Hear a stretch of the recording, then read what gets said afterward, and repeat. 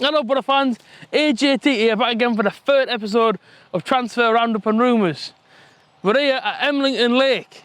Beautiful, beautiful backdrop for us, and like I say, yeah, episode 3 takes place here. A lovely day in Teesside once again. As you guys know, obviously I'm going to talk Boro, obviously just a bit of Boro transfer news. I'm going to talk a bit of world news. In terms of Boro camp, there hasn't been a lot happening, if I'm honest with you. Like I say, last week I mentioned a few stories. Some of them have developed and some of them haven't really moved forward. But like I say, we're going to the first one, and this one came out a few days ago. Like many, obviously, I don't know how many Boro fans know this, and that's why I'm here to tell you pretty much. But Everton striker Michael Frey, I believe, or Michael Fry, however you pronounce his name, Boro won him for £2 million. Now this kid, I don't know a lot about. Like I say, a couple of days ago I did see the story for £2 million. If he's only worth £2 million, how good is he? We don't know. You know what I mean? The average striker in the Championship that's half decent is worth maybe around 10 to maybe 12 million, unless you're some belonging you're worth 15. But like I say, Michael Fry, I believe his name is. I say Boro won him for £2 million. Like I say, if he comes in, will he be put into our youth squad and be sent out with all the under-23s on loan? Who knows? And if he comes in to obviously play the first team football, and fair play. But like I say, I look forward to seeing him. That's if Boro do sign him. But like I say, Everton, that's who we do want off Everton, is Michael Fry, I believe his name is. Next one, now like I say, James Morrison obviously flew into Teesside. I think it was around last Friday. Well, we saw the back end of last week. Obviously, James Morrison was spotted actually inside of Durham Teens Valley. And obviously without being in the airport. It's obviously been reported that he kind of wants to have a reunion with Tony Pulis. As we all know, Tony Pulis did manage him obviously at West Brom before he came to Middlesbrough. James Morrison, would I have him back? Yes, I would have him back. You know, obviously watching James Morrison come out, obviously seeing him come out of the youth squad, and then seeing him go into our first team, obviously as soon as he was a kid. I really like James Morrison, to be honest with you. How much would he be worth in this current market, given the age he is, given the fact that his team's just been relegated? I would probably say no more than maybe £5 million, and that's me being completely honest. I do rate him, I do think he's a good player, but I wouldn't probably pay anything maybe from maybe a stretch to £7 million. I wouldn't go any further than that. So if he comes back, it's an happy day to see James Morrison back in a Boro shirt.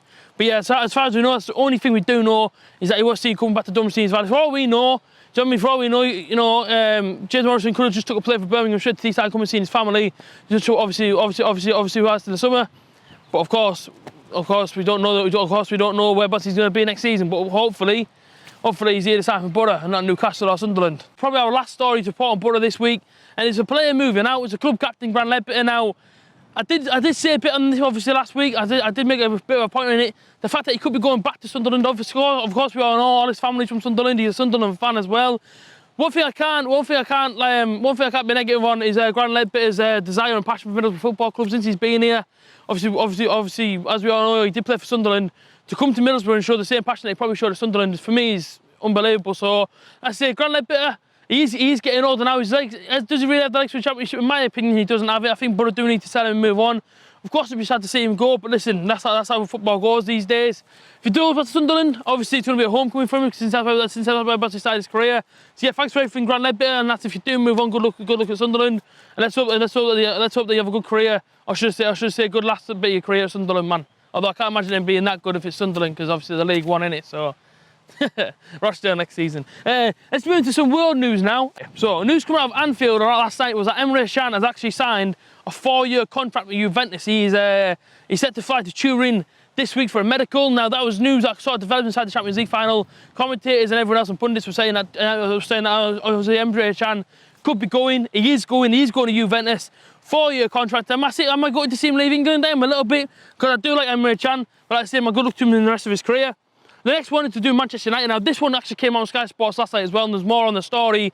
The head coach of Brazil actually wants this deal to be done before Brazil goes to the World Cup, and that's the fact that Fred, Brazilian midfielder, as you know, obviously Brazilian midfielder Fred, could be going to Manchester United. Now Manchester United want to get this deal done before the World Cup.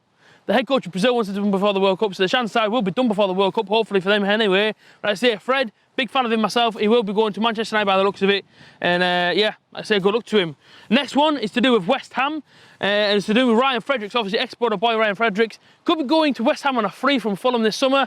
I say he's obviously out of contract, and like I say, he's not worth any money at the minute, so obviously absolute bargain for West Ham. Ryan Fredricks was great when he played for Middlesbrough, I thought. A lot of pace down the right-hand side. So good luck to him, obviously being newly promoted with Fulham. But can you fault him for moving elsewhere? Maybe not, depending on how Fulham's go. Obviously with their first season back in the Premier League. But yeah, good luck to Ryan Fredricks. Obviously, he could be going to West Ham on a free. Set to the last one now.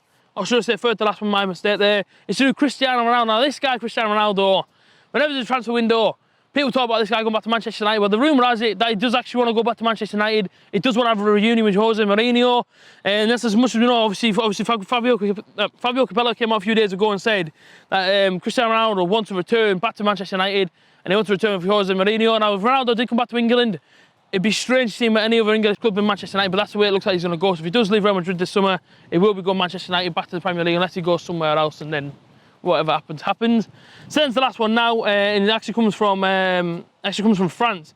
She suggests that Liverpool are going to put in a £52 million bid in for Nabil Fekir, if that's how you pronounce it. I don't know how to pronounce his second name. I ain't French, I can't really pronounce how they pronounce it, but as far as I know, £52 million for him.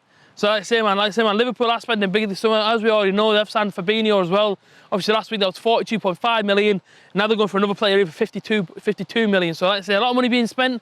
Will they pay out for them? Will they actually win a league? Yeah, who knows? Who knows? Like I say, man, there's a lot of money being spent there. And the last one, it comes from Arsenal. As we all know, Arsene Wenger's gone. Are they allowed to spend some money? Well, it looks like they're allowed to spend around £16 million on Socrates. Obviously, well-known defender. Everybody knows him from Borussia Dortmund. And chances are it could be going there. And that's obviously the fee that they're willing to pay. But yeah, that's been the transfer news and all the rumours and all the roundup this week. See you guys next Tuesday for yet episode 4. Peace.